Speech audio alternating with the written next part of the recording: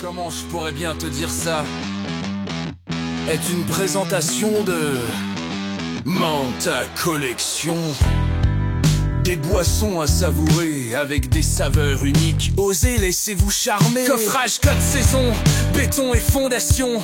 Depuis 1973, avec eux c'est béton. Génie Group, les rois des camions passerelles. Pour accéder sous les ponts, leur expertise est éternelle. Les équipements argeux, des pièces agricoles et plus encore. Système d'azote, liquide, lavage à pression, ils sont les plus forts. Le groupe Eau-Claire, expert en véhicules lourds au Québec, leur nom résonne toujours. Artistes en résidence, des boissons et des créations raffinées qui goûtent le ciel. Fuel Factory est un fabricant américain de carburant synthétique pour les sports motorisés et la course automobile. Bon podcast!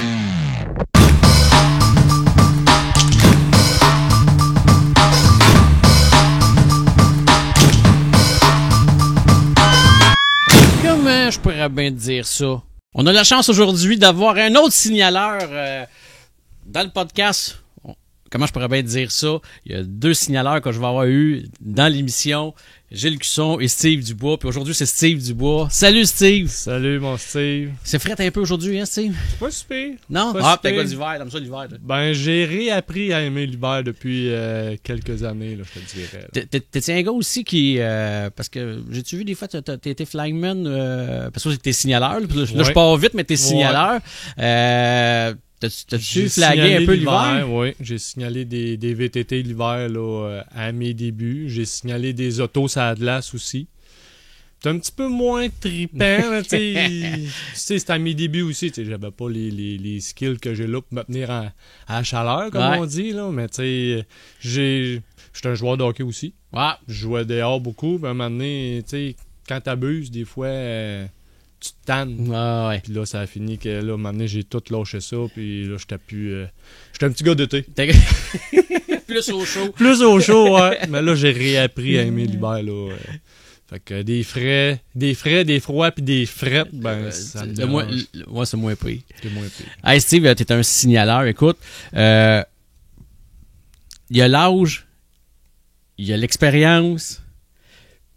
Puis, toi, t'as quel âge? T'as 40? Je viens d'avoir 45 ans. 45 ans. Ça fait combien de temps que t'es signaleur? Je te dirais une bonne vingtaine d'années, certains. Écoute, ben, ça fait 20 ans, puis on dirait que t'es nouveau. Je me trompe-tu? Oui. Oui, parce que j'arrive, tu sais, j'ai comme le syndrome de l'imposteur. OK. Tu sais, j'arrive d'un milieu où c'est du développement. C'est de l'amateur, c'est du récréatif, familial. Puis là, je rentre dans la grande famille Dirt Car. J'ai comme le syndrome de l'imposteur là-dedans. Là, t'es comme la verte recrue qui rentre. C'est ça, le petit gars no name, pas connu, puis là qui arrive direct là, par la grande porte. Là, c'est pas la petite porte en arrière. Bon, ben, commence par placer les chars dans le parking. Là, je rentre dans la grande porte, puis je monte dans le perchoir en haut. OK. Ça... On va regarder s'il est bon parce que c'était nouveau. Ouais, mais j'étais connu de renommée, mais tu sais, d'un série plus amateur que professionnel. Fait que c'est plus ça là que... Toi, dans le fond, ça a commencé comment? Tu sais, le jour où tu t'es dit, hey, moi, il y a des drapeaux, là, j'aimerais ça tenir ça dans mes mains, je trippe. J'ai déjà posé la question à plusieurs signaleurs. T'étais-tu le petit gars des estrades à faire ça de même? Non? Pas du tout. Comment ça a parti? J'ai commencé, je faisais de la course de VTT. OK. J'ai eu malheureusement un accident en VTT. Je me pratiquais sur un circuit fermé, privé. Accident, je suis chanceux de marcher, je serais supposé être paralysé. Ah ouais? Ouais. Qu'est-ce qui s'est passé? C'était un accrochage, j'ai voulu dépasser, puis j'ai accroché. J'ai fait un beau petit vol plané là, d'une vingtaine de pieds, là, puis j'ai tombé à la mauvaise place, puis ça a des vertèbres de fracturer et d'écraser. Je suis chanceux de marcher, je serais supposé être paralysé. OK. 6 mois de convalescence. Ah. Fait que tu sais, c'est longtemps, t'es encore le bicycle dans le garage, tu te dis bon, on va peut-être recommencer à rouler. Finalement, dans ce temps-là, je restais chez mes parents. Fait que là, eux autres, c'était non, il n'y a pas de danger que tu rembarques là-dessus. Ou ben donc. T'avais quel âge à ce moment-là? Mon Dieu, je te dirais, c'est des années 2004 peut-être. Okay. 3-4, dans ces années-là à peu près. J'avais pas. J'étais dans la vingtaine. OK, ouais. Puis non, eux autres, ils voulaient pas. Fait que là, bah OK. Puis j'avais déjà coursé avec une série, là, à l'époque, ça s'appelait Course VTT. Puis j'ai dit, OK, je vais... Tant qu'à aller là puis les regarder, mais je vais m'impliquer là, dans le domaine là, des sports. Fait que je les ai contactés. Puis ça a commencé là, de fil en aiguille, tranquillement pas vite, là, été-hiver avec la série là, Course VTT. Ils ont dit on cherche quelqu'un ou... Non, mais tu sais, je les ai apportés comme de quoi que j'étais disponible puis que j'aimais les courses. J'ai toujours aimé les courses là, de mon plus loin souvenir. J'ai toujours aimé les courses. Fait que j'ai dit, pourquoi pas m'impliquer à pas pouvoir courser. Puis il y avait une petite crainte aussi là, en arrière de ça. Ça te fait mal. Ouais. Fait que j'ai dit, je vais me recycler comme officiel. Là, c'est là que ça a commencé. T'es assez un bon coureur?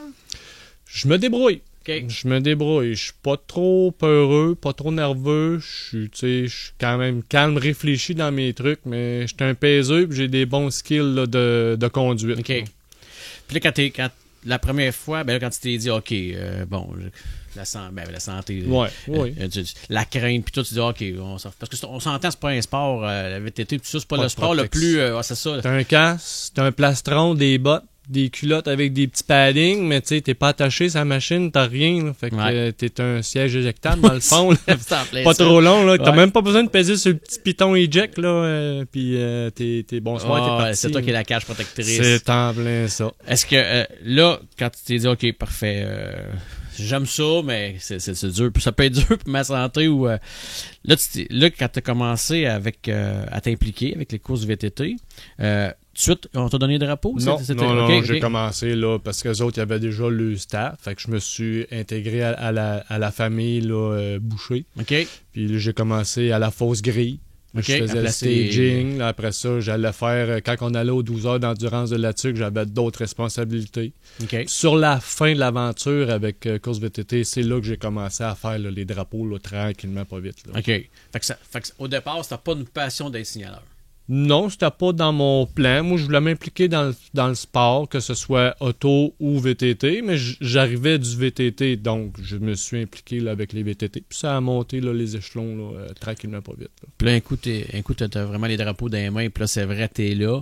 Il y a deux types de personnes. T'as des personnes qui vont faire c'est long, c'est plate, puis j'aime pas ça. Ou que, non, c'est le contraire, l'action est le fun de le voir, puis en même temps, un certain contrôle de qu'est-ce qui se passe. T'es aux premières loges. Ouais. Pour avoir le meilleur spectacle. T'as le spectateur qui va être sur le banc de neige ou non, à référence aux autodromes qui est assis dans les estrades. Mais la meilleure place VIP, c'est là, les deux pieds sur le bord du circuit. Là. C'est ça. C'est là qui est le plus... C'est là que ça a comme fait OK, là, on est dans un autre game. Là. C'est d'autres choses. Puis c'est quoi le feeling? Mettons feeling à toi, Mon feeling à moi, c'est que, tu sais, je m'amusais à jouer avec les gars. Je me rapprochais. Les autres, ils se rapprochaient, tu sais, pour passer proche. Les coups de vent ou badon, ils passaient à côté de moi et puis ils s'organisaient là, pour m'envoyer de la boîte ou m'envoyer de la neige. Tu sais, c'était un feeling quand même là, pour s'amuser. Puis une petite adrénaline aussi. Là. Bon, je dis avec lui, je l'essaye-tu? Oh non, lui, il est fou. Tu te tasses, là, tu sais, puis tu lui laisses sa bulle. Il faut que tu apprennes à... Il y en a qui sont un peu spéciaux. Ils sont spéciaux. Il y en a que tu te tasses pour t'éloigner de lui, mais lui, il va se retasser pour vraiment leur descendre là, sur toi là, puis passer le plus proche possible. Eux autres aussi, ils s'amusaient avec moi. Ils savaient là.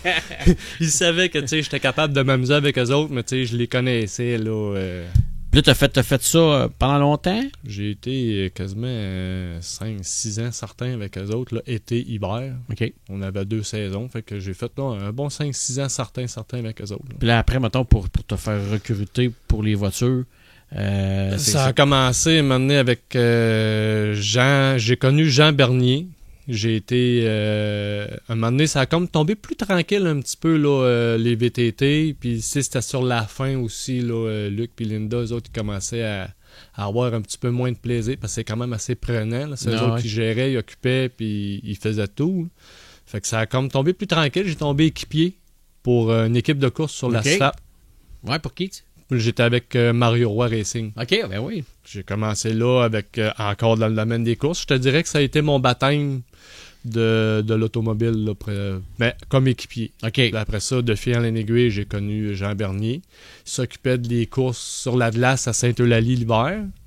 Fait que là, hey, mon flyman, il est pas là en fin de semaine, ça te tente-tu de venir essayer ça? Oh, j'ai jamais fait ça, moi, là. Tu sais, j'ai fait des VTT, c'est carrément deux mondes, là. Tu sais, c'est pas pareil, pas en tout, là. Les motos, les VTT puis les autos, là, c'est... C'est quoi, quand tu dis deux mondes, mettons, pour un signaleur, c'est quoi la différence entre les deux quand tu dis c'est quoi, c'est deux mentalités différentes? C'est deux mentalités différentes pour commencer. Ensuite, c'est pas la même affaire. Le signaleur automobile, lui, il va être plus en retrait, caché dans un perchoir, dans une tour. Tandis que le moto VTT, ben, il est dans le feu de l'action directe, là. Il est sur le bordage, il est sur la piste. C'est arrivé quelquefois que je me suis fait passer ses pieds, là. Ah ouais? Oh, ouais. Fait que, tu sais, c'est carrément deux mentalités. Puis en auto, on dirait que les coureurs sont comme lui, je l'aime pas. Tu sais, le signaleur, que ce soit moi, que ce soit un autre, moi, c'est ma perception. Lui, je l'aime pas. C'est un signaleur, il va me donner des noirs. Probablement par mauvaise expérience. Probablement que c'est un conducteur qui est pas... Puis en moto, ils n'ont pas ce feeling-là? Je te dirais que c'est moins pire, les sanctions, les drapeaux noirs. Je te dirais qu'il y a un petit peu plus de respect. On dirait que les gars et les filles ont une conscience plus aiguisée. Hey, on n'est pas protégé, on n'a pas de cage, on n'a pas de ceinture, on n'a pas rien. Tandis que là, c'est moi qui absorbe le choc en moto. Fait que ça se respecte plus. Puis je l'ai compris quand j'ai recommencé à courser en VTT, là 3 ans. OK. Je l'ai compris, là. Ouais, parce que ça brasse tellement, ça brasse, mais parler, c'est tellement risqué quand même, fait que ça. tu fais plus attention. On va dire, comme on dit dans le domaine, c'est du open wheel. Ouais, c'est qu'on parle en dirt, qu'on parle en moto, ouais. VTT, c'est du open wheel. Puis c'est direct, là, t'as pas de protection. Ah, ouais. As-tu sorti le drapeau noir souvent? Je te dirais que en auto, ça a de l'as dans mes débuts. Je savais pas trop comment. J'ai comme été garoché là. J'ai pas de formation, j'ai pas rien. Fait que j'apprenais, je posais des questions. Je me fiais beaucoup au directeur de course. J'en ai-tu donné ça a de l'as? De mémoire, non. Après ça, quand ça a tombé ça a terre, mais de fil en aiguille, là, j'ai tombé là, ça a terre tranquillement à Saint-Valère. Toujours en gardant là, mon petit côté mécano, ouais. ça tombé sa terre. J'en ai donné quelques-uns. C'est une question que j'ai pas posée, mais je vais en poser au signaleur. Y a-tu un thrill ou une adrénaline à donner un drapeau noir? Pas pantoute. Non? Pas pantoute. Moi, c'est le pire drapeau que je déteste. Mais je parle pas d'avoir du plaisir à le donner. Je parle, quand tu le prends à tes mains, là, y a-tu une adrénaline, là, parce que tu le sais, là, que il va faire réagir ce drapeau-là. Là. Ça, oui, il y a un petit quelque chose, mais j'ai pas le goût de le vivre, ce petit quelque chose-là, parce que je sais qu'il y a du monde en arrière. Ouais. Je sais que lui dans le char ou elle dans le char sera pas content. Mais tu sais, t'as deux signalisations pour le noir. T'as le noir roulé et t'as le noir déployé. Ouais. Fait que, moi, celui qui est roulé, c'est un avertissement. Puis l'autre est déployé, ben ça, c'est tu t'en vas au trailer, c'est terminé pour cette épreuve-là. Là. As-tu eu des mauvaises expériences avec le drapeau noir? Bah, oui puis non. Je te dirais que c'est sûr que là, les pilotes sont en maudit. Parce que là, les autres, ouais, mais j'ai rien fait. Pas sûr de ça. Si je te le donne, c'est peut-être parce que, tu sais, j'aime pas ça donner ça, puis je fais pas par exprès pour le donner non plus. Fait que, tu sais, si tu l'as, c'est peut-être parce que t'as fait quelque chose qu'il fallait pas que tu fasses, là. Il l'a mérité, mais t'as jamais eu une menace de quoi, quelque chose par rapport à un drapeau noir? J'ai déjà eu à East Broughton, je me souviens, un soir, tu sais, il y avait plein des salles combles, les estrades, c'était tout le temps plein. Il y avait de l'animosité, tu sais. Tout était là c'était survolté. Là. Ouais. Puis t'avais un show sur la piste, t'avais un show dans les estrades, puis ça a l'air que t'avais un show dans le flag stand. En plus. Fait que, tu sais, c'est arrivé des soirs que je me suis fait pitcher des roches. Je me suis fait pitcher des petites pommes, des petites mini-pommettes. Je me suis fait pitcher des pommettes par rapport aux décisions. Mais tu sais, on est deux là-dedans. Là. C'est pas juste moi. T'as le directeur de course aussi. Mais tu sais, le directeur de course, lui, il est jacké 100 000 pieds dans les airs. Il est plus protégé un peu, ça, lui. il est pas mal plus à couvert que le flyman en bas, là, que lui, première personne que tu vois, c'est le petit con en bas là, qui sort son drapeau noir, mais tu sais, tu vas le donner le noir au chouchou de la foule, là. C'est toi qui es au bat, là. C'est ça. Ça va te prendre un casque juste pour...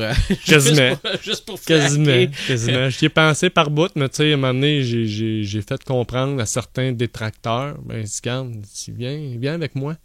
J'ai trouvé un radio, j'ai trouvé un casque, puis j'ai mis un receiver. J'ai dit, viens passer quelques courses avec moi en bas, là.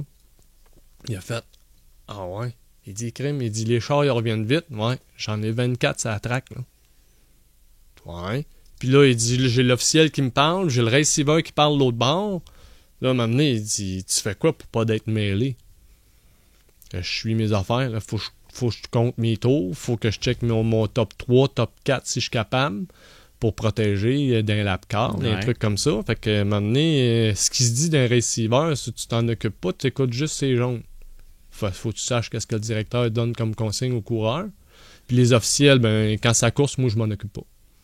Ah ouais, dis-moi, tu oublies ça. Il a fait 4 courses, il a tout démanché, puis il est parti. Il est parti. Après 4 courses, lui, il dit, moi, c'est assez. Il dit, je me sors du site. Il dit, c'est un fou. Il a probablement gagné le respect du métier d'officiel. À partir de ce moment-là, cette personne-là a été mon défenseur sur toute attaque que j'ai eue, mettons, en attaque verbaux, en arrière d'un clavier, comme on dit. Ah, ouais. À partir de les ce keyboard moment-là. warriors. C'est ça. C'est en plein ça. Fait que ça a été cette personne-là qui a été mon défenseur. J'avais même pas besoin de rien faire. Et puis, de toute façon, je voyais pas l'intérêt non plus de me défendre. Parce que des fois, plus que tu te défends, plus que tu te creuses, un trou. Fait que j'ai... Est-ce que ça a déjà arrivé, mettons, que le directeur de course te call, mettons, exemple, donne un drapeau noir ou averti, ou il te call une shot, mais que toi, ce même shot-là, tu l'as vu, mais t'es pas d'accord avec? C'est arrivé, oui. Sur le coup, tu peux pas dire on va commencer à s'ostiner. C'est une équipe. Donc, tu donnes un call, il est peut-être pas nécessairement bon, mais je vais te suivre. C'est l'inverse. Je donne un call, t'es pas d'accord, on n'argumente pas, il me suit. Après ça, on en discute. Après ça, on avoue les torts si on a tort. Mais tu sais, des fois, il le voit, je le vois pas. C'est un travail d'équipe, mais il faut qu'on se suive là, inconditionnellement. Là, puis dans ta tête, ça t'est déjà arrivé, mettons, justement, un call que tu es convaincu qui est la personne, le pilote, t'es correct. Mais dans ta tête, ça a fait, mais non, je le sais qu'il était correct. Il a pas raison de faire ça. Oui, c'est arrivé. T'sais, on a chacun notre vision. T'sais, nous autres, on a le nez dedans. Là. Des fois, on est trop proche, puis ce qu'on voit, c'est toujours mieux peut-être de le voir plus de loin. Là. Avoir une meilleure vue d'ensemble, tandis que là, quand tu es dans l'action, c'est plus... Mais c'est arrivé, oui, que j'étais pas tout à fait d'accord avec la prise de décision. La prise de décision. T'es un gars qui joue au hockey. Oui. Donc, t'as de la sympathie pour les arbitres? Je connais le rôle. À cette heure, je connais le rôle. Parce qu'un signaleur, veux pas, t'es comme l'arbitre. Oui, c'est ça. Ouais. Fait que j'ai de la sympathie pour eux autres. Puis j'ai lâché le hockey justement pour ça. Ah ouais?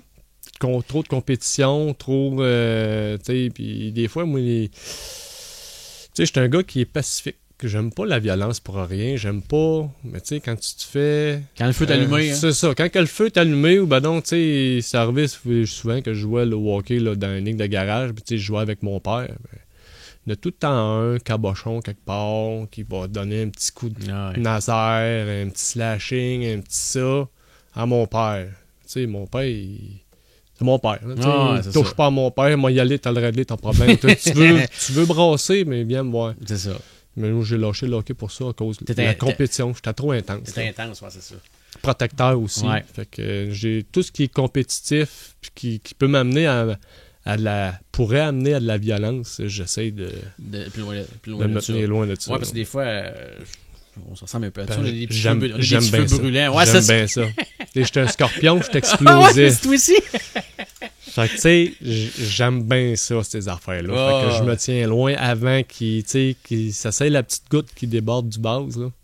Je me tiens loin de ça. Ouais, je pense que c'est ça le secret. La seule affaire, c'est que des fois, on se tient loin, mais on n'est jamais assez loin. Ouais, c'est ça, malheureusement, c'est ça qui est le problème. Ou qu'on est pris malgré dedans. nous autres, ouais, c'est ça, il y a toujours un petit détour qui nous ramène à nous autres. On dirait qu'on est connus, hein, tu sais. Ben, on va se tenir proche de là, tu sais. S'il y a de quoi, lui, il va partir après l'autre, puis il va nous défendre. C'est ça. Dans le fond, tu veux pas. Non. Puis là, des fois, ça a pris des ampleurs peut-être qu'on voulait pas. Les plus gros défis que tu as eu à vivre jusqu'à date, mettons, dans tes débuts, là, jusqu'à temps que ça devienne plus professionnel, exemple, là, les gros défis que tu as eu à vivre, au point de vue flagman, c'est quoi? Apprendre la dynamique. Dans le Parce sens? que j'ai été garoché là, j'ai appris sur le tas. Tu sais, les drapeaux blancs, bon, tu sais, j'étais allé faire des recherches, tu sais, veux pas, tu sais, j'étais pas 100% là, ignorant non plus, mais tu sais, je voulais m'assurer d'avoir les bonnes définitions, les bons trucs, les bons drapeaux au bon moment. Fait que tu sais, j'étais allé faire de la recherche. Puis après ça te prend des skills. Oui, t'as un bout de bâton avec un tissu, mais faut que tu le brasses, mais ça serait le fun que le coureur le voie, qu'il ne s'aille pas tout enrouler après ton bâton, puis ça arrive encore, je te dirais.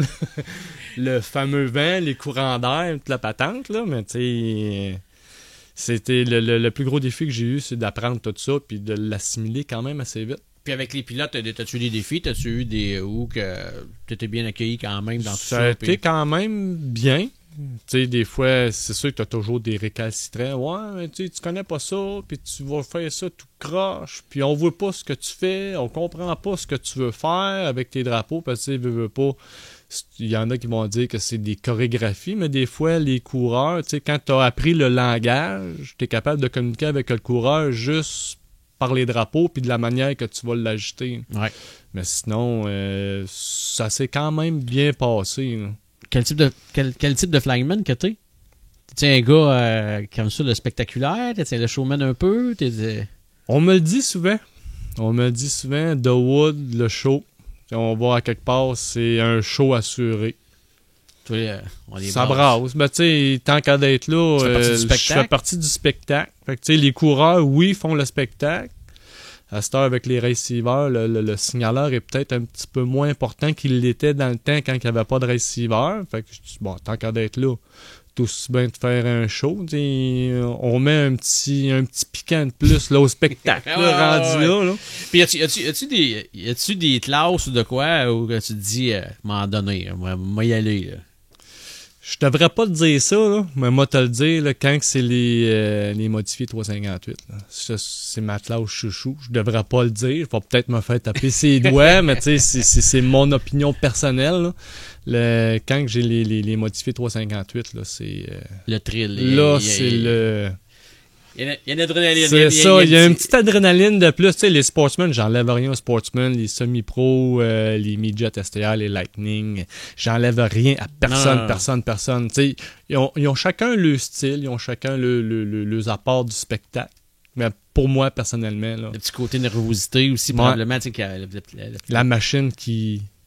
Tu sais, avoir le choix de masser dans un char, là, ça serait un 358. Là. Ouais, c'est vrai. Faire une coupe de tour. Là. Puis gros bloc. Commencer par un 358. On me fait peur comme il faut avec ça. Là, c'est ça. Ben, comme signaleur, t'as flagué des gros blocs. Oh, ben. La série canadienne Gros Bloc à Drummond, ouais. Ça devait être un trip, ça aussi. C'est tout, c'était un trip. Première fois que j'ai vu passer ça. Bon, tu sais, au début, j'ai vu les 358. Ça passe. Bon, OK, cool. Là, m'amener quand la série canadienne a passé, ça fait, oh, t'as peu, là. On est dans un autre game, là. Ça passe, mais ça passe encore plus, là. Ouais. Oh. C'est un trip, ça aussi, là. Les gros blocs, c'est Dave Farnley qui était là cette année? Non, cette année, c'est Scott Hickson qui était là. OK, c'est vrai, David, il pouvait pas. David, il pouvait pas descendre. Là, fait que, ouais, lui, c'est quelqu'un qui a beaucoup de respect, je pense. je te dirais que c'est un de mes idoles, David. Là. C'est quelqu'un qui est flamboyant. Ouais. Il donne un bon spectacle. Puis, tu sais, je le suis sur Facebook avec la série Dirt. Fait que, non, tu sais... On a-tu des choses à apprendre, ces gars-là? Tout le temps. Comme? Tout le temps, tu sais, la manière de gérer une course, la manière de communiquer, améliorer la façon de communiquer, la gestuelle, l'entrain, l'engouement, tu sais, le spicy que tu peux donner aussi, là, parce que des fois, je suis convaincu, j'ai une couple de coureurs qui me l'ont dit, là, surtout à Saint-Guillaume, là, dans le temps que c'était Joël qui était là, puis il y a certains coureurs qui sont venus me voir et il dit ton flyman, là, il dit, c'est un show à avoir des estrades, mais dans le char, on se demande tout le temps s'il va pas tomber sur notre hood. Fait que, tu sais, c'est un plus à apprendre là, de ces grandes vedettes-là. Tu dis gérer une course, comment que... pour nous autres là, qui voient juste quelqu'un brosser des drapeaux, exemple, là, c'est quoi pour Steve Dubois, mettons, gérer une course? Premièrement, c'est la sécurité des pilotes en piste. Communiquer les bons drapeaux au bon moment. C'est plus ça, là, tu sais, gérer. Puis après ça, les mi-courses, pas te tromper non plus, parce que les coureurs, ben des fois, tu sais, quand t'as pas... C'est ça, ils vont se fier là, pour la mi-course. Bon, ben, à partir de là, je sais qu'il me reste tant de tours. Bon, ben là, je pèse, je vais économiser. Ah, je suis à peu près... Tu sais, les gars, ils calculent, là, les gars dans le char, là. J'ai remarqué ça, ils calculent en tabarouette. Là. Fait que, tu sais, ils vont se fier pas mal... Et les fameux drapeaux blancs. Ouais, les fameux drapeaux blancs. Trompe-toi pas d'un tour. Ça s'est déjà arrivé que tu l'as oublié, le fameux drapeau blanc? Ou Non, ça, par exemple, je suis quand même assez... je suis quand même assez précis dans mes trucs. Là, j'ai, comme là, à Drummond, là, j'ai mon tableau qui est en avant de moi, mais j'ai toujours mon petit compteur manuel à côté de moi pour corroborer. Puis, en même temps, c'est une sécurité que j'essaie de suivre mes trucs. Là, fait que... Ouais, parce que des fois, pour avoir déjà vu des drapeaux blancs déployés comme... il reste à 3 tours de la fin, là, il manque des tours avec le panneau puis le compteur, mais des fois, tu vas toujours communiquer avec ton directeur. Confirme-moi qu'on est bien à -3, là, qu'il nous manque 3 tours là, avant le blanc. Ça t'est déjà arrivé, mettons, peu importe les situations, là, que finalement, comment je pourrais expliquer ça? Comme si on avait eu besoin d'un recomptage ou de quoi. C'est arrivé une situation Non. Pas rien. Puis une situation inusitée, mettons, qui... j'ai déjà donné le drapeau vert avec les 2 checker fly.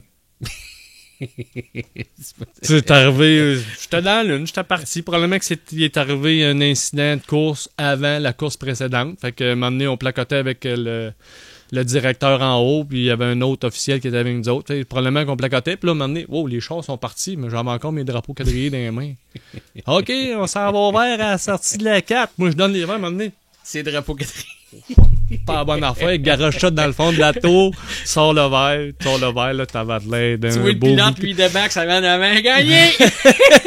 C'est pas arrivé, là, une chance à cause des races hiver, mais tu sais, j'ai eu de l'air d'un beau bouquet, mettons. Ah, mais c'était un peu cocasse, ça. Ouais, c'est bon. Ouais. T'as-tu, comment tu gères la pression? T'as-tu un gars qui gère bien la pression, d'être en haut? Je travaille fort. Ouais, c'est difficile. Je travaille fort là-dessus. Ça fait... j'ai comme mon entrée de jeu à Drummondville, je me suis fait pogner sur le fly par une mini-entrevue avec Anthony. OK. Puis ça fait une 20aine d'années que je fais ça à tous les matins de course. J'ai un trac, un stress. Un stress. Ouais. Une anxiété. Une petite anxiété, comment ça va aller. Tu sais, c'était encore pire cette année à Drummond. C'était ma première expérience à Drummond aussi. Fait que à toutes les matins. C'est quoi la plus grande peur qu'un signaleur peut avoir avant de commencer, quand il se dit moi ça qui va donner un trac, qui va donner une anxiété, c'est quoi pas être capable de suivre la game. OK. Ça roule puis ça revient vite.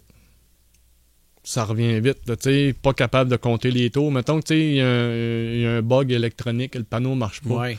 Là, j'ai 75 tours, j'ai 100 tours. Je fais quoi pour calculer, moi, là? J'ai plus de panneau, j'ai plus d'aide. C'est de pas suivre la game, manquer une call, un call de drapeau, un lap call, un drapeau bleu, lignée jaune, manquer ça. Ouais, parce que là, quand il n'y a plus de compteur, là, c'est le premier qui faut que tu comptes le premier. C'est ça. Fait que là, toi, tu viens de tout perdre, ce qui se passe autour. Faut que tu suives ton premier. Faut que tu le protèges d'un lap car aussi. Fait que, tu sais, c'est plein de facteurs. Puis là, encore là, faut que tu essaies de gérer ça du mieux que tu peux. C'est plus ça, là. C'est-tu difficile? Est-ce que c'est difficile pour un signaleur? Bon, sûrement, je te demanderai pas qui, mais sûrement, t'as des pilotes, un ou des pilotes préférés, mettons.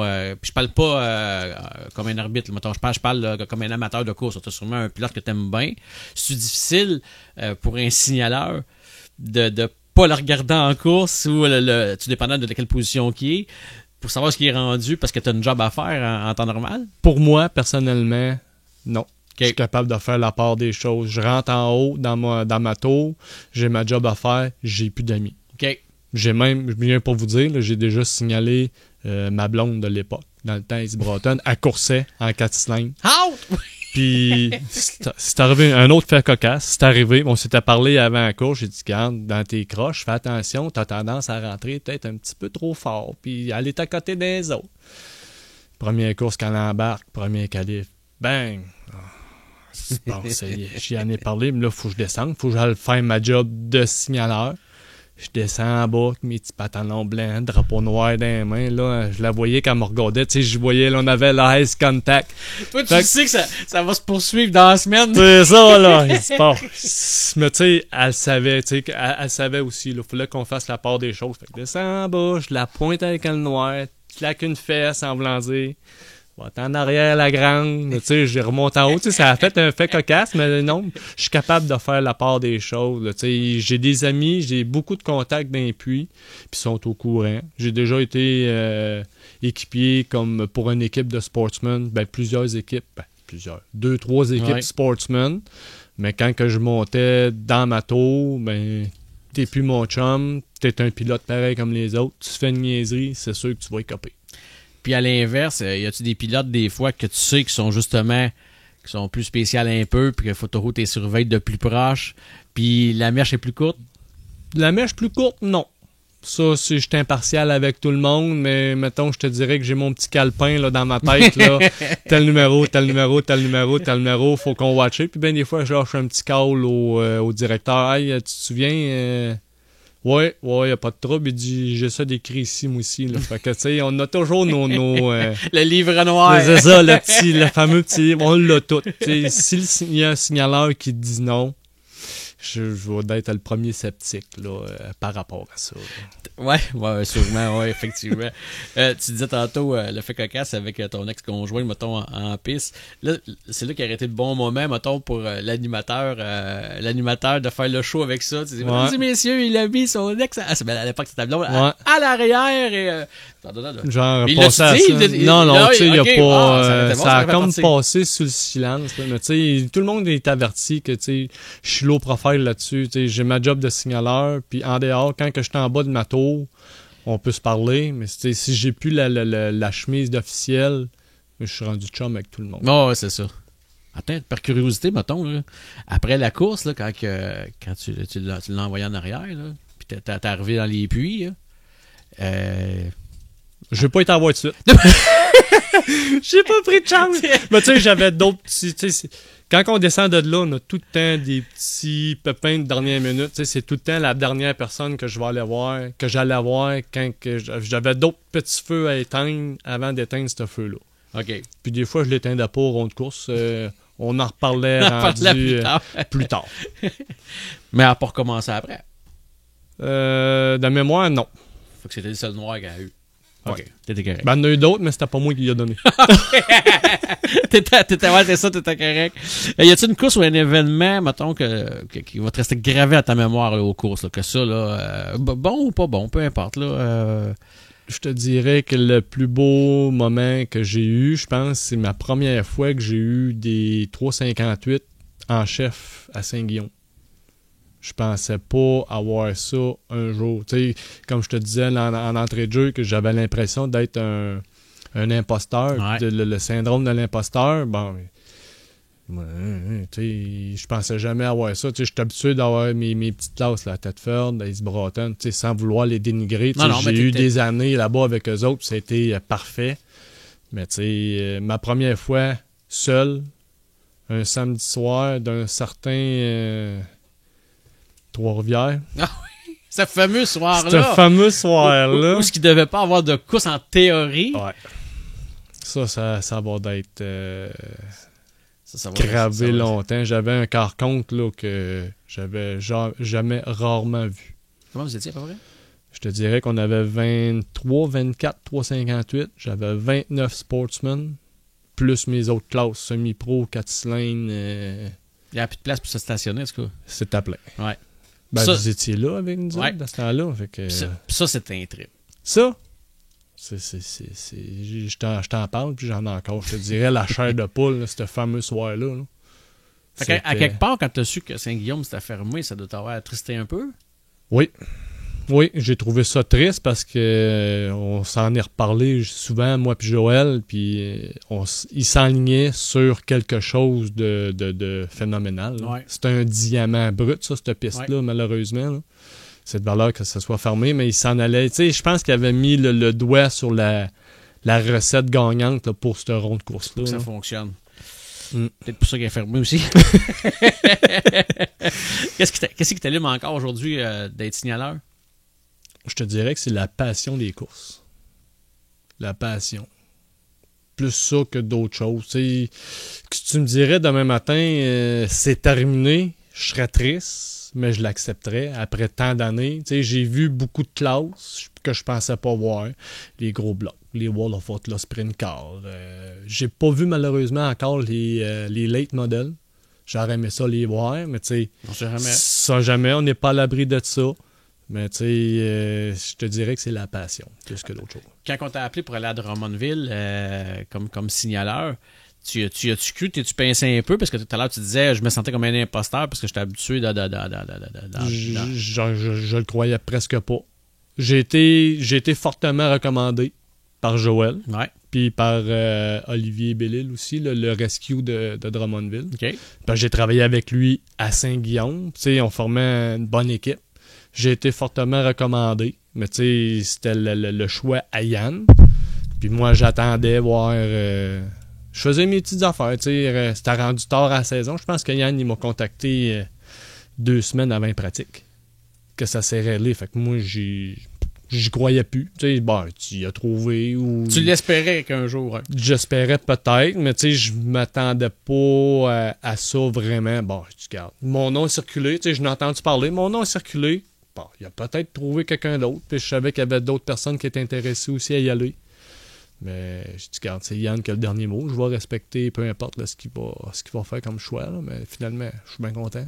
Oui, puis en même temps, ben là, tu sors de l'imposteur, puis là, tu t'en viens un peu dans on va dire dans le clic, là, tu t'en viens un peu là-dedans. Fait que là, tu sens-tu que, on a plus de respect pour Steve Dubois en tant que signaleur? Je te dirais, je l'ai pas remarqué ben encore à date. Tu sais, j'ai une saison de fête. Je suis un petit nouveau, je suis quelqu'un qui est quand même assez réservé. Tu sais, je suis pas du genre à aller m'incruster là, dans remorque puis jaser. Tu sais, je suis plus le gars qui va être low profil. Quand je suis pas dans ma tour, je vais être en bas, low profil. Je vais regarder, je vais analyser, je vais checker mes petites affaires, mais tu sais...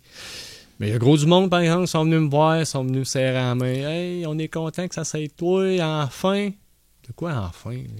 Je comprenais pas, là. Ouais, parce que est-ce qu'il y a des différences de signaleurs? Je veux dire, pourquoi qu'on aimerait plus un que l'autre ou le contraire, là, peu importe. Là, qu'est-ce qui peut faire une différence dans les signaleurs? Je te dirais peut-être le style. OK. Le style du signaleur, tu sais, c'est-tu quelqu'un qui est monotone, qui est là, puis qui, on va dire le terme, qui est une patère, qui sort le drapeau, puis il fait ça, ou tu sais, c'est peut-être juste ça, je te dirais, là, qui fait la différence. Puis pourtant, les signaleurs, puis celui qui était là avant moi, le gars, il s'accroche, là, pas un mot à dire là-dessus. Là, il connaît sa job, puis il sait qu'est-ce qu'il a à faire. Puis, probablement qu'il a commencé pareil comme moi, là, dans le bas de l'échelle en montant, puis... Est-ce qu'on devrait, parce que la relève est difficile pour les signaleurs, on n'a pas. Qu'est-ce qu'on pourra faire pour trouver de la relève? Bonne question.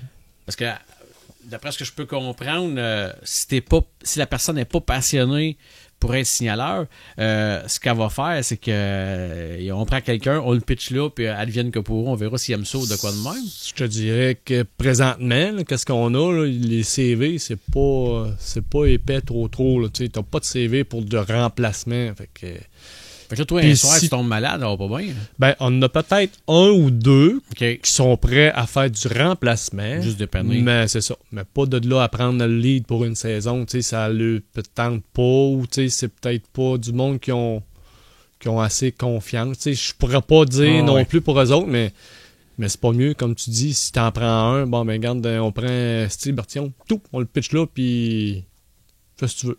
Fais ce que tu peux. Les drapeaux vont voler partout. Fait que non, je te dirais que c'est...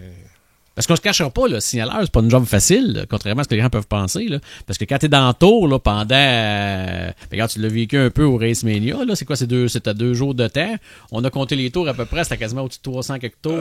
C'est presque pas en ligne, là, mais je veux dire... presque pas de pause non plus. Ouais. C'est assez... je te dirais, quand je suis revenu chez nous, là, je commençais à avoir mal au coude, au poignet, aux épaules, dans le Dans dos, le dos, hein. les jambes un petit peu. T'sais, on n'a pas des tapis de caoutchouc là, 3-4 pouces d'épais. Là. Ouais. Plus la poussière, plus la chaleur. Fait que non, c'est Ouais, assez... ça, y a-tu des moments, des fois, justement, à cause de tout ça, quand t'arrives chez vous le soir, tu dis, qu'est-ce que Qu'est-ce que je fais là? Qu'est-ce que je fais Ah, là? ouais, c'est arrivé. Ok. C'est arrivé une couple de fois. Ah, là, je prends ma retraite. Je prends ma retraite, je suis tanné, je veux plus rien savoir. Je suis brûlé, je suis écœuré. L'hiver, ça passe, puis après ça, ça revient. ça revient. Tu trouves-tu, justement, parce que, tu sais, si on se met dans la peau de tout le monde, bon, les promoteurs, c'est normal, ils veulent faire plus de gains, ils veulent faire plus d'argent, fait que donc ils vont mettre des fois plus de shows, plus de tours ou peu importe. Toi, quand tu vois ça, peu importe la piste, là, tu sais, quand tu vois ça, puis tu te mets dans la peau du signaleur, tu fais Ouais, une grosse été. m'envoie une grosse été, ça. À partir du mois de avril-mai jusqu'à septembre-octobre, bon, et puis de samedi. Ouais, ça c'est un fait. Ça, c'est un fait. Mais tu sais, quelqu'un qui aime ça, sa vie est faite en conséquence de ça, puis il n'a pas connu rien d'autre depuis 20 ans. Il va le faire, mais tu sais, des fois, comme avant ça, moi, j'avais 2 puis 3 autodromes en même temps. Là. J'ai déjà couvert le samedi à BSL, le dimanche à Saint-Guillaume. Mais C'est parce qu'on a 4-5 heures de route c'est un entre décalage les deux, de là. différence. C'est ça, là. Fait que, tu sais, quand t'es rendu sur la fin de la saison, puis t'as fait 3-4 fois BSL, puis t'as fait la saison au complet à Saint-Guillaume, puis t'as fait la saison au complet à East Broughton, à la fin de l'année, t'en as plein une casse des courses, là. Tu veux prendre ta retraite, l'année d'après, tu dis, je prends ma retraite. Cette année, ça a duré 3 courses. Ouais, c'est quoi le sentiment quand que, justement tu dis moi j'arrête, c'est fini là. Après c'est-tu J'aime ça encore.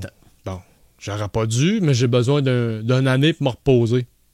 Finalement, c'est pas arrivé. Puis depuis ce temps-là, ça n'a pas arrêté. Ça n'a pas arrêté, mais faut pas attendre. T'as-tu des. Tout à l'heure, tu disais, mettons, que t'étais un gars qui était nerveux, anxieux avant de monter, t'avais comme un genre de trac, mais as-tu aussi des rituels, des habitudes comme un joueur de hockey? As-tu quelque chose Quand j'arrive au rond de course, peu importe la place où ce que je vais travailler, je vais toujours aller faire une marche dans le pit. Je vais aller voir les coureurs que j'ai dans le... Qui est là. Ça va me donner une petite idée de la soirée, comment que ça va se dérouler. Ah, j'ai-tu un tel, y est-tu là? Non? Bon, OK. Fait que cette classe-là va être un petit peu plus tranquille, moins de job un peu. Mais tu sais, je vais tout le temps faire une marche dans le pit, dire salut aux coureurs, aux membres d'équipe. Il y en a quelques-uns avec qui que j'ai connecté cette année, puis ils étaient contents, une grosse soirée. Hey, salut, content, bonne journée, bonne soirée, puis... Est-ce que ça arrive des fois, mettons, la semaine d'avant, ou la veille, mettons, exemple, toi, tu signales à Drummondville, mais mettons, la veille à Granby, il y a des compétiteurs que ça a joué dur à Granby, ou peu importe. Puis là, quand ça arrive à Drummondville, les mêmes compétiteurs, est-ce que tu les as plus à l'œil? Est-ce que ou c'est un nouveau soir? C'est un nouveau soir. Pour moi, c'est mon soir. C'est là que ça se passe. Ce que tu as fait le vendredi soir, que tu as viré un autre, que tu as défait le char. Moi, personnellement, je m'en fous. Puis ben des fois, je suis pas tout le temps assis dans les estrades à Granby non plus. Je suis allé, je pense, c'est 2 fois, 3 fois peut-être. Je suis allé 1 fois ou 2 à Saint-Marcel. 1 fois.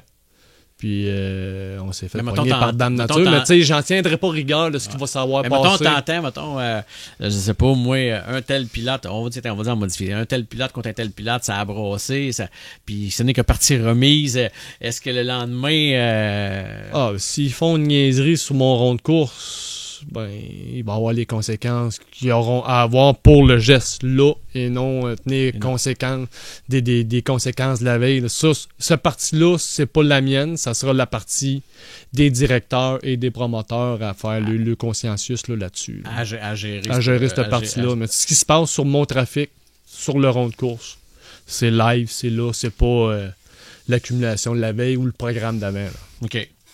Pour ma part, t'es capable je suis capable de faire la part. De cleaner ça. Ouais. T'as-tu des reconnaissances depuis que tu fais au-dessus de 20 ans? Tu dis que j'étais un peu l'imposteur, mais as-tu eu quand même un peu de reconnaissance dans ce milieu-là? Ou que... Je te dirais que nous autres, les officiels, c'est rare qu'on va avoir. Comme les arbitres. C'est ça. On n'a pas d'intronisation. On n'a pas de. En tout cas, je n'ai pas vu Oh, à date. Il faut que tu sois un coureur ou un propriétaire ou peu importe.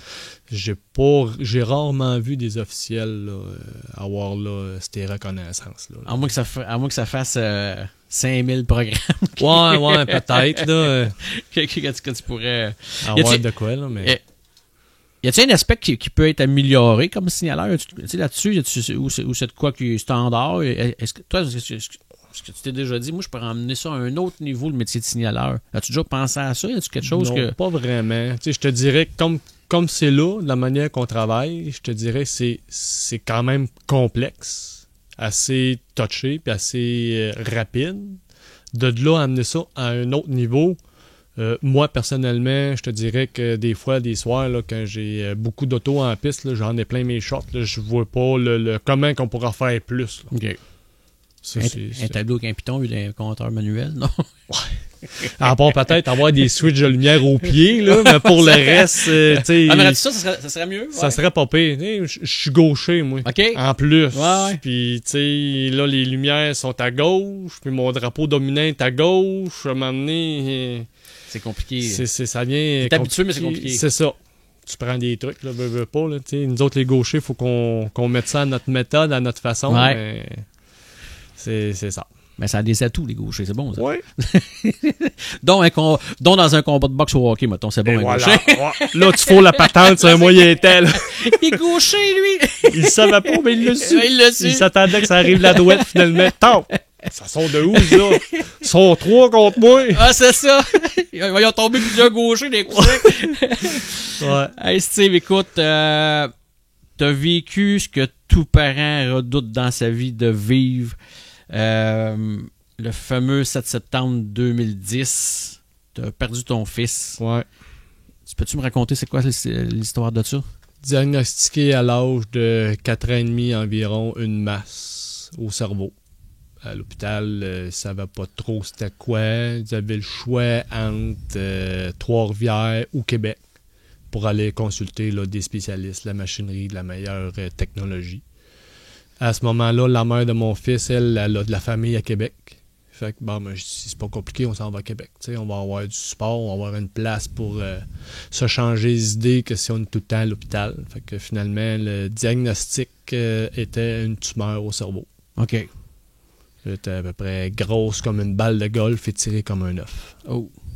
Pas opérable, étant donné qu'elle touchait à trop d'organes importants. Fait que c'était pas envisageable pour l'instant de l'opérer là, quand elle a été diagnostiquée. Ils n'ont jamais emmené aucune solution? Il y avait de la radiothérapie, des trucs comme ça.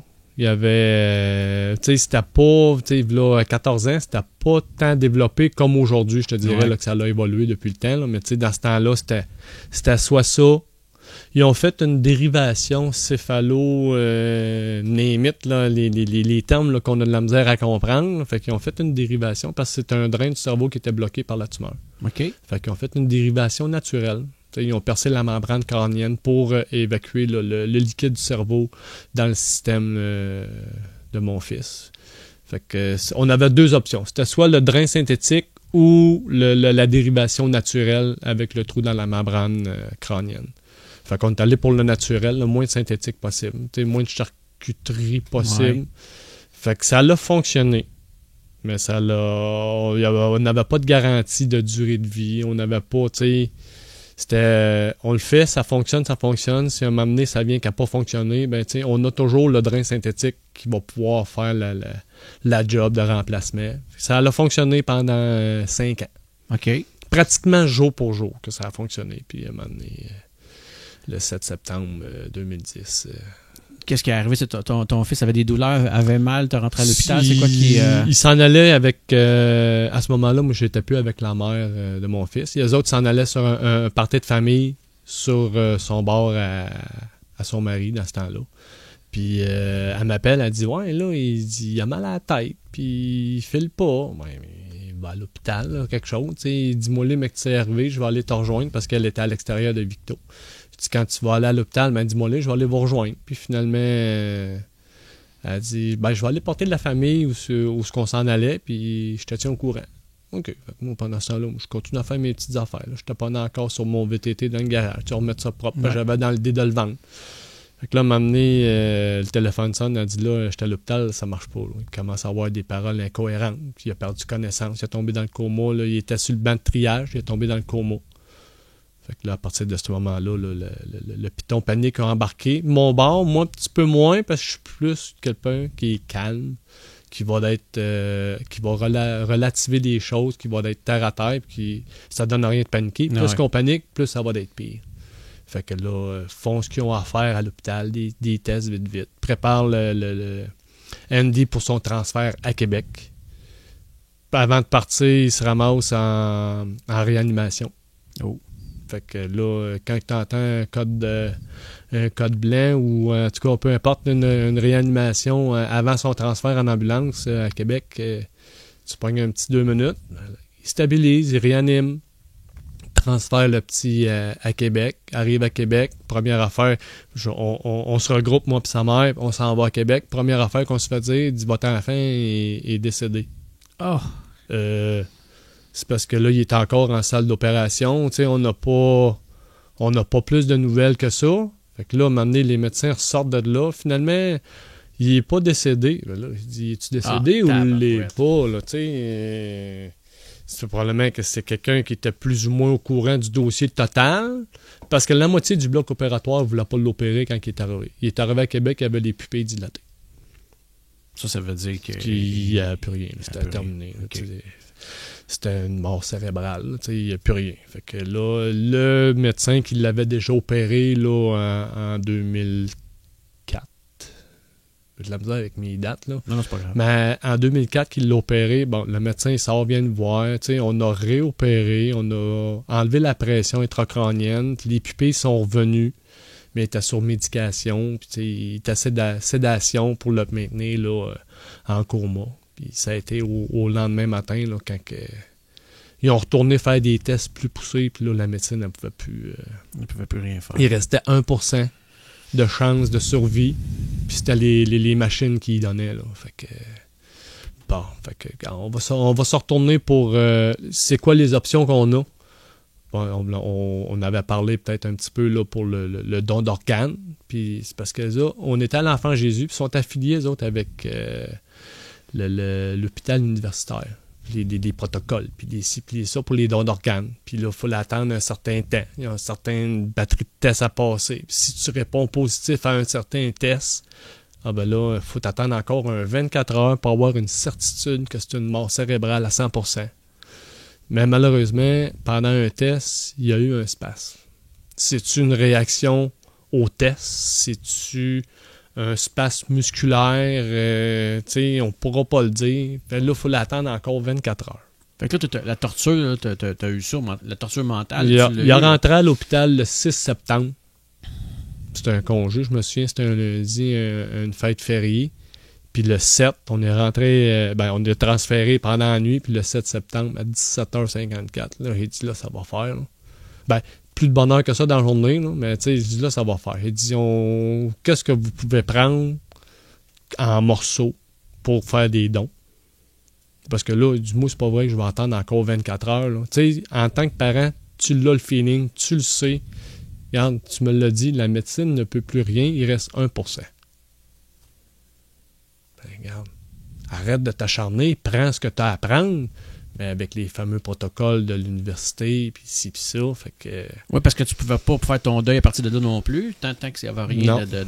Fait que là, j'ai regardé la mère de mon gars, j'ai dit, bon, là, il dit, tout qu'est-ce que t'en penses? T'es encore prête d'attendre encore 24 heures? Ça fait 2 jours qu'on est ici, là. Presque pas dormi, presque pas mangé. Moi, j'en ai plein mon casque, là, je veux redescendre chez nous, là. Entre toi puis moi, tu le sais, là. Je voulais pas dire les mots vrais. Ah, ouais. Mais elle me regarde, et elle me fait signe, elle dit « Je sais qu'on le sait, que tu le sais, que nous le savons. » là. Fait que là, j'ai regardé le docteur, je dis « Terminé. À partir de maintenant, c'est terminé. Il est où le piton? » C'est quoi? Faut-tu que je tire sur cette prise-là? Faut que je pèse là? C'est quoi? Fait que là, il dit, vous arrêtez les... Ouais, oui, j'arrête tout. Regarde, il est décédé, c'est terminé. Vous prendrez ce que vous pouvez prendre. Fait qu'ils ont donné des petits morceaux de la cornée, des trucs comme ça. Là. Mais tu sais, ils n'ont pas donné de cœur, de rein, de poumon à cause du fameux protocole. OK, à cause de ça. Ouais. Il n'a pas pu donner son cœur, ses reins. Okay. Mais Marie-Claude est allée aux nouvelles, elle a passé à Denis Lévesque. OK. C'est pour ramener un amendement au fameux protocole. On peut savoir un amendement B sous... les deux parents sont consentants, sont d'accord, on a signé. Prenez les organes que vous voulez prendre sans toujours avoir recours à ce fameux batterie de test-là qu'il faut que tu répondes négatif sur toute la ligne pour vraiment corroborer un 100% de décès. Parce que ces organes-là auraient pu sauver des gens. Là. Effectivement, ça aurait pu sauver du monde, d'autres enfants, d'autres personnes. Fait que, ils ont pris des échantillons. Moi, comme que je dis, ils ont pris des échantillons, des petites affaires. Mais puis toi, Steve, quand tu es arrivé au moment justement que faut débrancher, qu'est-ce qui se passe dans notre tête du moment que... Parce que toi, quand tu as su la première fois que ton ex-conjoint t'a appelé, t'a dit écoute, il file pas, il a mal à la tête, il faudra aller à l'hôpital. Toi, est-ce que tu as pensé tout de suite à ça, ces mots de tête ou de quoi? Puis, parce que pour toi, t'es arrivé là-bas, voyons donc. Ouais, c'est ça. J'ai pas pensé à ça. Puis, tu sais, veux pas, on s'est fait dire tout va bien aller, tout va être correct, ça va super bien. Puis, un autre petit fait, 4 jours avant cet événement-là, on était le petit, Marie-Claude, moi, pour ses examens, justement, au CHU, à Québec. Pour voir sa résonance, 4 jours avant, tout était beau. Il n'y avait rien, le cerveau, tout était correct. Il n'y avait aucune particule qui était sur le bord de se détacher de la tumeur pour obstruer l'orifice qu'ils ont fait. Le niveau de liquide était correct. La tumeur n'avait pas grossi. Tout était nickel. 4 jours avant. On est tous les 3 ensemble. Et là, tu dois te poser des questions en tabarouette à partir de là. À partir de là, tu te dis, bon, qu'est-ce qui s'est passé? Tu sais, il aurait fallu qu'on demande une autopsie pour avoir vraiment là, qu'est-ce qu'il y en a. Mais tu sais, on a rencontré la personne qui l'avait opéré. On a vu des radiographies du taco qu'ils ont pris, puis des résonances magnétiques qu'ils ont pris le 7 septembre. Okay. On voyait que le cerveau avait déjà commencé à s'engager. Là. Il s'était délogé, là, il cherchait une place là, pour sortir, là, parce qu'il n'y avait plus de... C'est possiblement une particule de la tumeur qui s'est détachée puis qui est allée bloquer le drain. Fait que c'est fait une accumulation de liquide. Fait que là, le cerveau, lui, cherchait une place, puis la seule place qu'il a trouvée, c'est de descendre vers le cou. Fait que tu voyais que le cerveau commençait à faire un entonnoir. Ah oui, tabarouette. Est-ce qu'on devient hyper frustré à partir de là, Steve? On dit-tu, des fois, le monde dit dans la vie, des fois, il y a une justice pour tout. Toi, tu dois dire fuck you, la justice, là. Je te dirais que j'ai passé par une gamme d'émotions, une gamme de sentiments, de niveaux, de paliers, de m'amener, je comprenais plus rien. C'est quoi que c'est passé? Là, après ça, j'ai dit maudite médecine, maudit service de santé. J'ai passé par tout. Puis à un moment donné, j'ai fait OK, c'est arrivé. Qu'est-ce que je peux faire de plus? Rien. Même si j'irais que je montrerais au front, puis que je mènerais une guerre, puis que ça va changer quoi? Je suis qui, moi? Je suis pas assez pesant pour faire changer toute la patente. Fait que j'ai avalé ma pilule. Puis j'ai avancé petit peu par petit peu là-dedans. Petit peu par petit peu. C'était quoi la relation que tu avais avec Andy, justement? C'était super, c'était cool. C'était un enfant qui était super jovial, sympathique. C'était tellement simple. On avait du fun. J'allais manger avec au resto. Je savais que j'avais pas de trouble avec. J'y allais au parc seul. J'avais pas besoin d'avoir peur. C'était pas un enfant qui commandait tout le temps. Hey, je veux telle affaire, C'était un enfant qui était super. Hein. Est-ce qu'on devient un parent brisé à vie? Oui. Le Steve Dubois, après 2010, n'est plus le Steve Dubois d'avant. Qu'est-ce qui se passe? Qu'est-ce qui... J'ai perdu la foi. L'attachement. le sentiment tu sais, j'ai perdu plein d'affaires là, quand il est parti. Là. Fait que, depuis ce temps-là, depuis 2010, je te dirais que j'ai pas eu vraiment de relations sérieuses. Fréquentation, des trucs comme ça. Mais tu sais, on dirait que je peux pas dire déconnecté. Tu sais, je suis là, mais tu sais, j'y crois plus. Je sais que le monde, c'est pas tout des tout croches. Puis c'est pas tout des trucs comme ça. Mais tu sais, j'ai de la difficulté à... Tu t'es fait voler. Oui. C'est un vol gratis. Puis c'est ça qui fait que t'aurais peur de te refaire voler à nouveau, dans le fond. Là. Moi. Parce que si t'avais une nouvelle personne dans ta vie, avoir des enfants, ça serait-tu encore une option ou non? Ça serait pas rendu à mon âge, 45 ans, avoir des enfants, avec tout ce que j'ai fait, je suis pas sûr que ça me tente de recommencer à zéro, là, les nuits blanches, les couches, les ci, les ça. Je rencontre une fille qui a des enfants, pas de trouble avec ça, je vais les aimer pareil comme si c'était les miens. Ça, j'ai aucun problème avec ça. Mais tu sais, avoir un enfant à moi tout seul... Plus difficile un petit peu. Ça passe un petit peu moins bien. Là. Puis la fameuse crainte. Là, c'est ça. Puis quand tout ça est arrivé, est-ce que tu as été laissé tout seul à toi-même par après ça ou que justement tu as eu de l'aide, que ce soit psychologique, que ce soit moral ou peu importe, est-ce que l'entourage ou que tu as tombé tout seul à toi-même? Je te dirais que j'ai été pas mal tout seul. J'ai pas été chercher de l'aide tout de suite. Okay. J'ai remonté mon monde autour de moi. La famille, les cousins, cousines, les parents, grands-parents. Tu sais, je me suis organisé pour que tout le monde soit correct.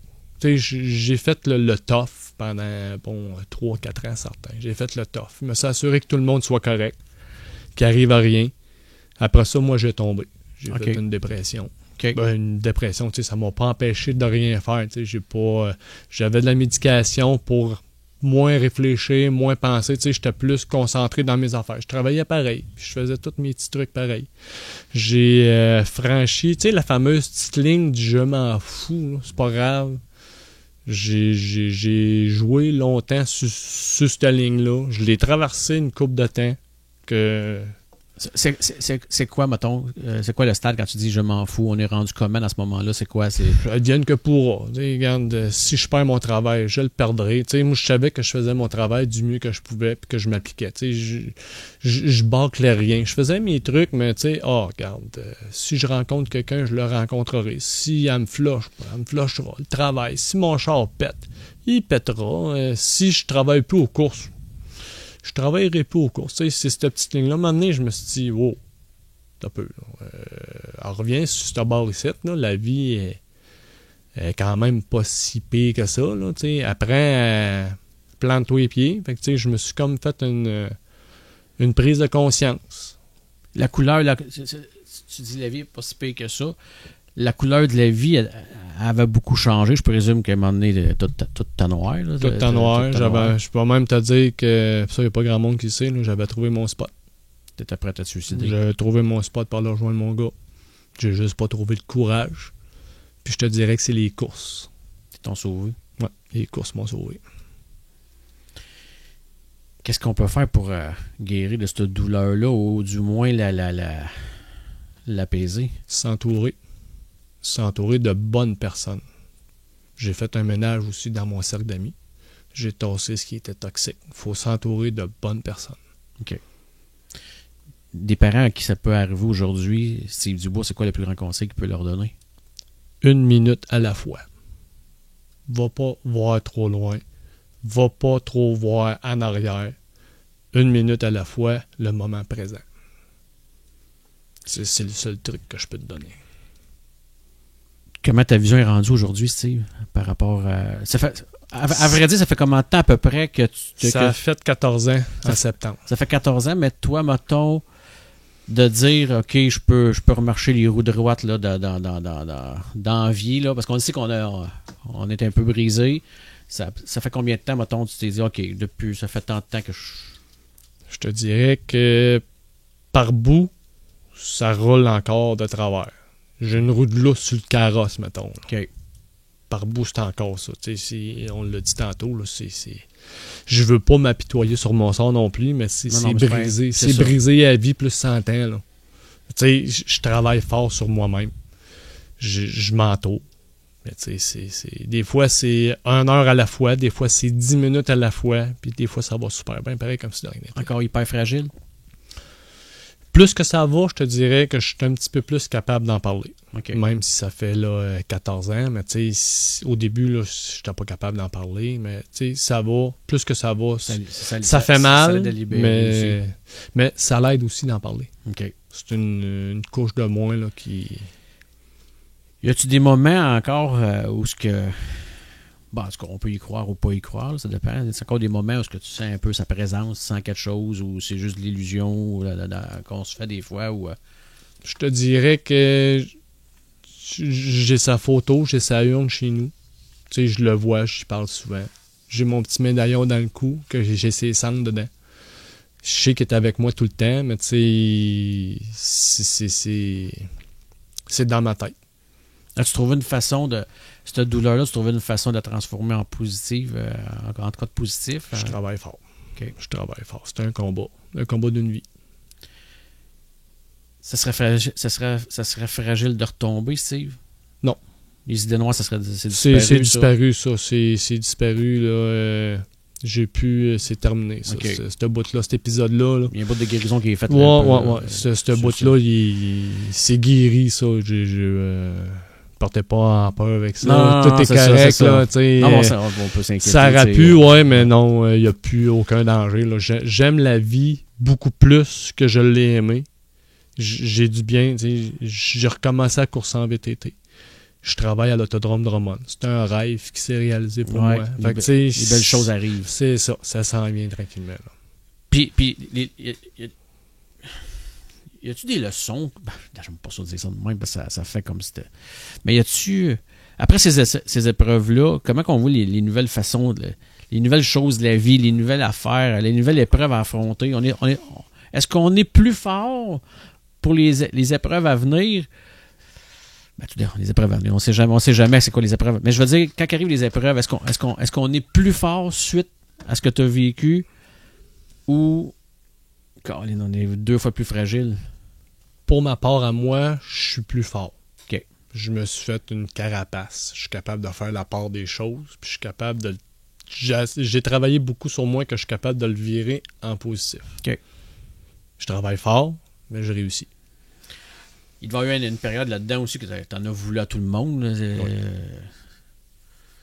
Oui. As-tu perdu des gens proches? As-tu perdu des gens? Non, à ce point-là, non. Je te dirais que mon noyau est quand même resté assez serré. Là. C'est OK. Mais c'est bon, ça l'aide. Ça l'aide. Ouais. Jusqu'à quel point, mettons, quand on avance dans la vie, on va toujours y penser, ça c'est sûr.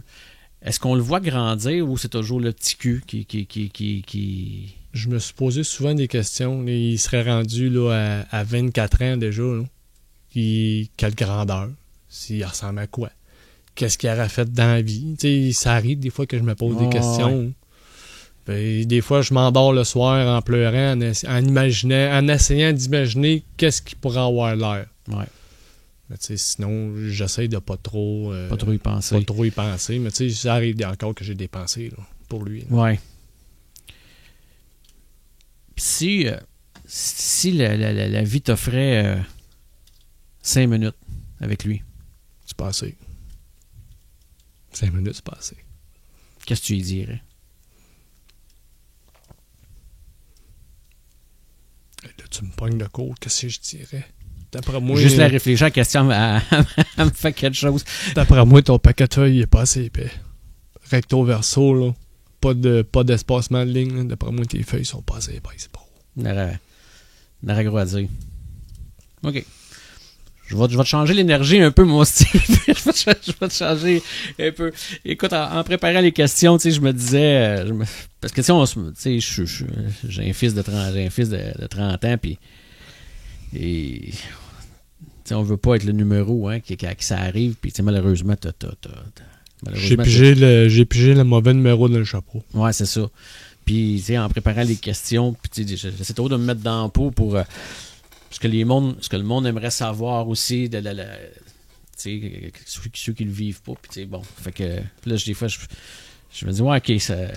Même ma femme elle m'a dit ça, tu vas avoir de la misère à dire ces questions-là. Oui, je le sais. C'est. Ah, ça, regarde, tu le souhaites pas. C'est torturant. Tu le souhaites pas à ton pire ennemi, ça. Ouais. Même si t'as des ennemis sur la terre, là, ça, tu le souhaites pas. Là. Ça, non. C'est impensable de souhaiter ça. Là. Non, c'est pas. Fait que là, aujourd'hui, l'équilibre personnel et professionnel, c'est mieux. Ça sort place. Là, on regarde en avant. Ouais, ça sort place. On s'en va. As-tu encore des rêves, Steve? As-tu quelque chose à me accomplir? As-tu. Des rêves vite de même. C'est sûr que j'aimerais ça continuer le plus longtemps possible dans mes passions.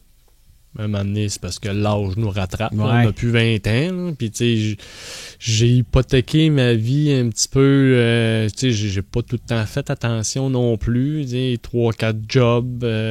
Brûler la chandelle pour les 4 bouts. C'est ça. C'est en plein ça. Fait que, tu sais, ça serait peut-être de durer le plus longtemps. Peut-être voir les late modèles un jour. Peut-être faire un trip aux États. Ou aller flaguer avec David Farney aux États. Ça serait un méchant trip. Là, je pourrais dire après, là, je peux mourir heureux. As-tu eu la chance de t'asseoir avec lui, Dave Farney? David, pas encore. Ben, tu sais, je l'ai vu là, dans le temps que j'étais assistant avec Éric Pivin, là, une couple d'années, où on parlait d'une dizaine d'années peut-être tantôt. Je l'ai vu là. Salut, ça va? Comment ça va? Tu sais, belle soirée. Puis moi, je quittais, je m'en allais dans la tour, là, dans la 3. Là, fait que... un gars comme Francis Potvin pourra pas te donner un petit in pour te trouver une place aux États ou de quoi pour aller flaguer? Pour un trip? Peut-être. J'ai parlé avec Francis justement cet été, là, quand la série Dirt Cars sont venus. Là. Il est branché partout. Il est branché partout. Puis je sais qu'il travaille avec eux autres aussi là, à l'occasion. Là, mais tu sais, même là, Francis, il me connaissait. Moi, ça a fait. OK, à ce point-là, encore là, mon syndrome de l'imposteur. Ouais. Francis, pas de même, me connaît. Jaser, tu sais, des petits trucs, des petites affaires dans même, là, ça a fait. OK. J'ai commencé à réaliser que j'étais plus un petit coon, là. Un petit coon qui arrive de n'importe où, là. T'es plus l'imposteur, là. C'est ça. C'est vrai que des fois, c'est plate de penser ça, qu'on peut être imposteur, puis au contraire. J'ai toujours été de même. Ouais. Je suis un petit gars qui est réservé, qui est pas extravagant, qui prend de la place partout. Moi, je suis là, puis je serai pas frontline. Je vais être mid-pack. Où je vais être en arrière, je vais regarder, je vais analyser, je vais étudier. Je vais comprendre bien des affaires sans même poser des questions, juste par étudier le comportement et les paroles qui se disent. Ouais.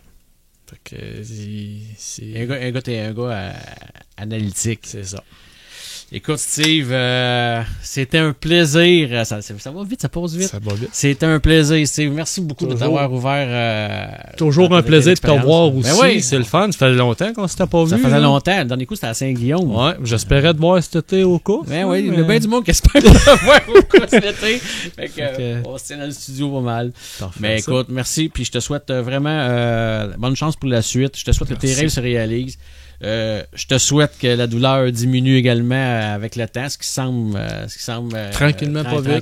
Tranquillement pas vite. Je te souhaite le meilleur pour toi, Steve. Merci. Encore une fois, merci beaucoup. Merci énormément.